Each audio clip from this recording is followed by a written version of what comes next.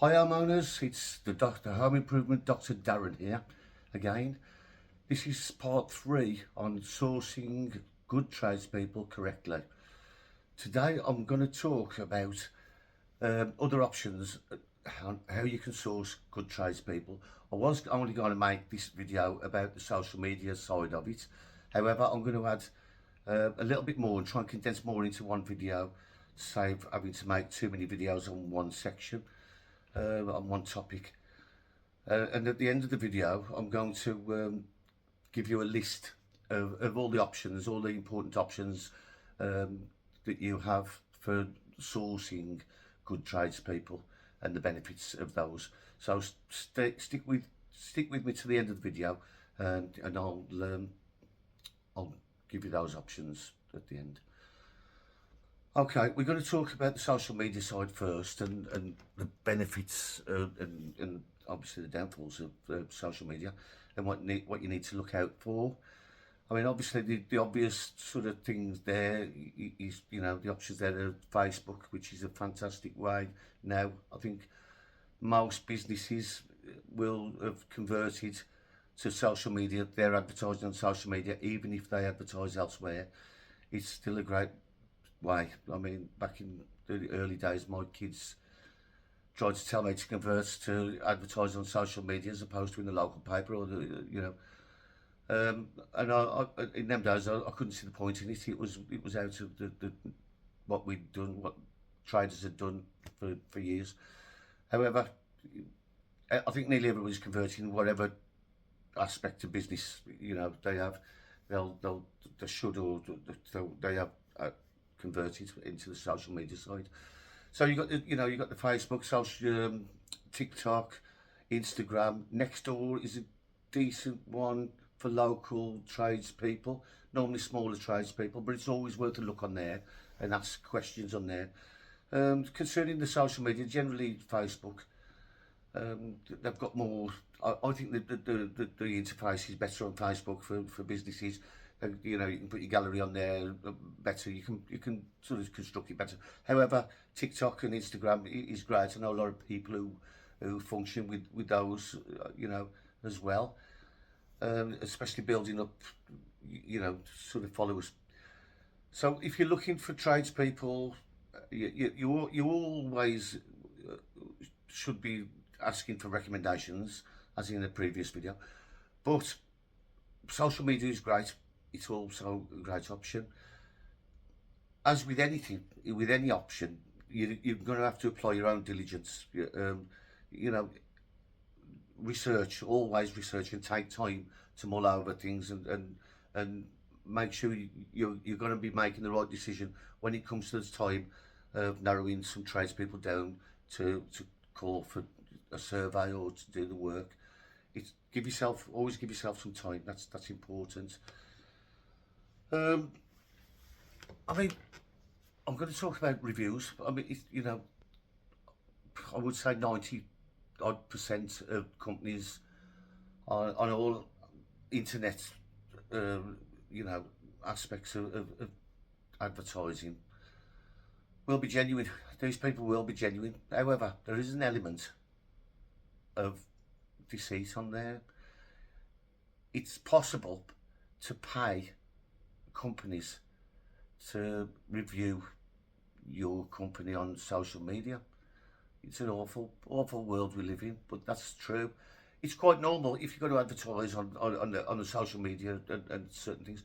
You're going to get your friends and family to leave a review. We know that. Everybody will do that just to get the numbers up, just to start, so on. But there's companies that will pay for hundreds of positive reviews. Any company can buy these. If you know what you're looking for, you could spot this as well. You can look into the people who reviewed on Facebook, and you find out they've got no profile pictures, so it's worth spending the time to look at the reviews as well. Obviously you wouldn't, if somebody's got 500 great reviews, positive reviews, but 400 of those have got no profiles, you can't trace any of the people who reviewed it. It should flag up something. So be careful on that one. This also will apply to internet sites like My Builder, Checker Trade, so on. Probably less so often on those, but it still will apply. These things are available, so just keep that in mind.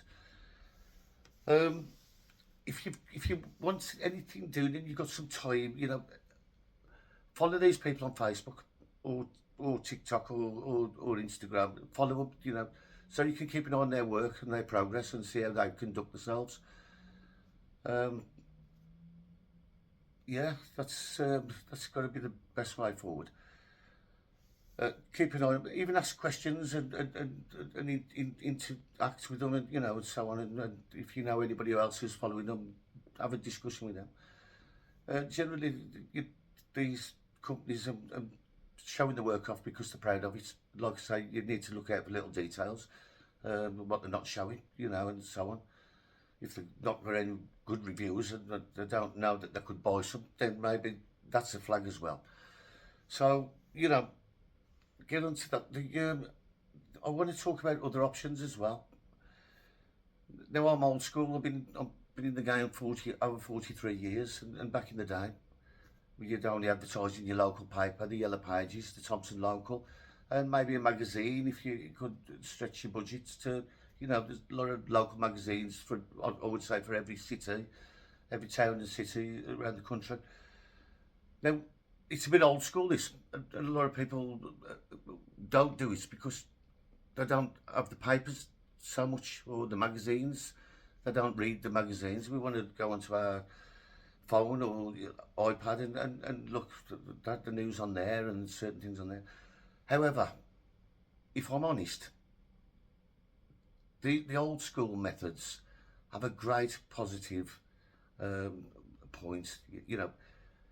If somebody has been advertising, if a builder's been advertised in his local paper for 20 years or more, that says a hell of a lot about that builder.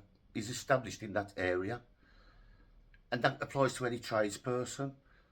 If they've been advertising in a local, paper or magazine or whatever, it, for that long, they must have done enough good work to keep them going for all that time. You're not going to see reviews in there. You're not going to, these people may be old school who haven't converted to social media and still get really busy for time.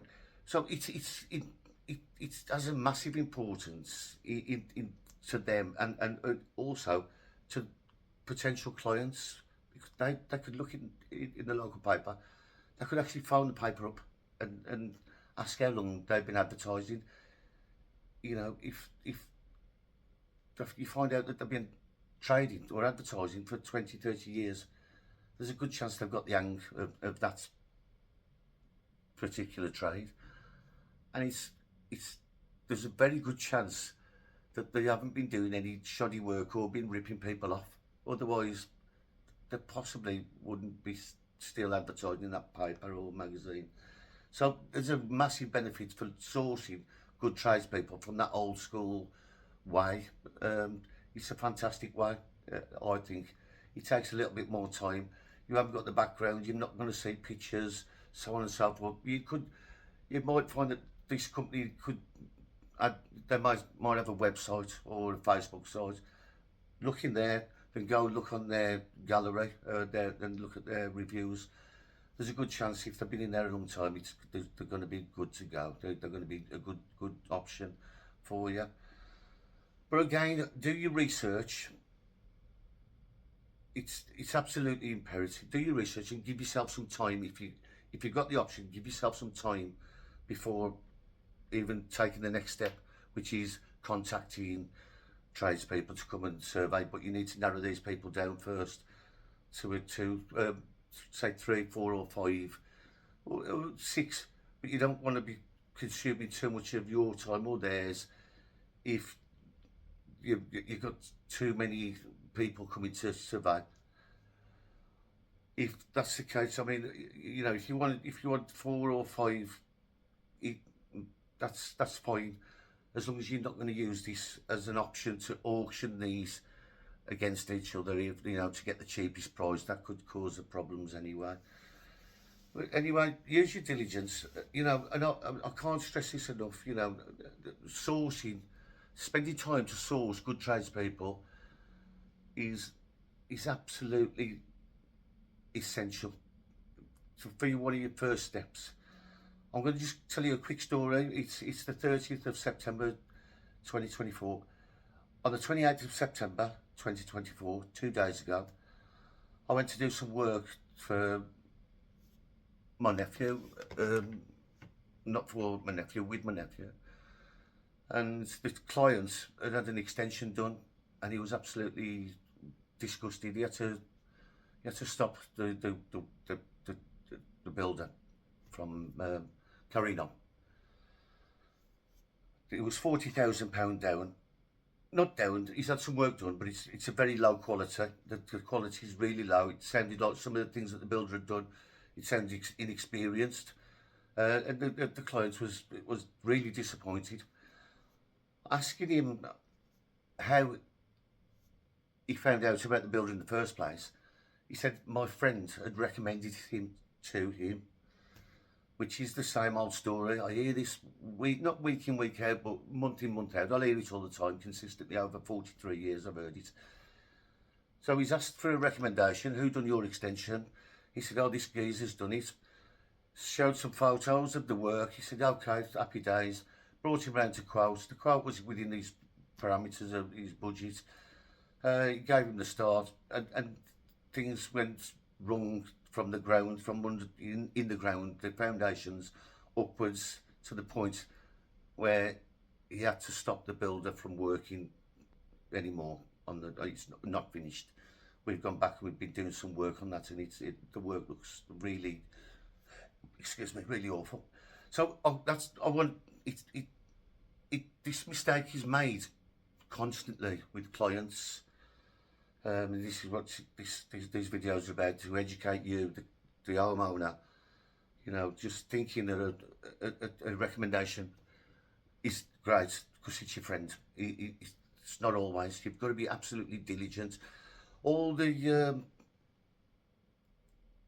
all the options in how to source good tradespeople. You'll be using the same strategy, you know, which is research, check, you know, background research, have time, spend time to mull over it and think about it, and try and ask other people about certain companies that you've narrowed down, and so on and so forth.